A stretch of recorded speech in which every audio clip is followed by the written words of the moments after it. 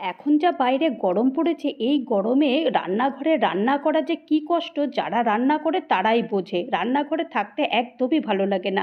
সব সময় ভাবি যে কী ফাঁকিবাজি একটা রান্না করা যায়, সেই রান্নাটা করে তাড়াতাড়ি রান্নাঘর থেকে বেরিয়ে পড়ি। তো প্রথমেই আমি ঝিঙে আলু লম্বা লম্বা করে কেটে নিয়েছি, গ্যাসে কড়াই বসিয়ে দিয়ে সামান্য একটু সর্ষের তেল দিয়ে কালো জিরে আর শুকনো লঙ্কা ফোড়ন দিয়ে দিয়েছি। ফোড়ন দেওয়ার পরে তারপরে এই আলু আর ঝিঙে দিয়ে দিয়েছি, আর হাফ চামচ মতো হলুদ গুঁড়ো দিয়েছি, আর স্বাদ মতো নুন দিয়েছি। নুনটা দেওয়ার পরে তারপরে একটু ভালো করে একটু নেড়ে চেড়ে দিয়েছি। নেড়ে চেড়ে দেওয়ার পরে তারপরে ঢাকনাটা বন্ধ করে দিয়েছি, যাতে করে এই ঝিঙে থেকে জলটা বেরিয়ে যায়। আর ঝিঙে থেকে সবসময় জলটা বেরিয়ে যায়, একদিকে ভালোই হয় যে ঝিঙে রান্না করতে গেলে কোনো জলের প্রয়োজনই হয় না।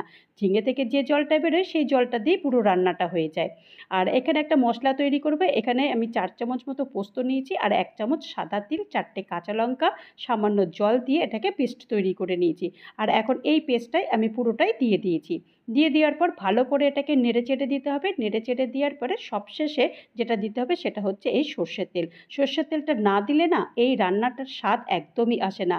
গরম গরম ভাতে পরিবেশন করো ঝিঙে আলু পোস্ত।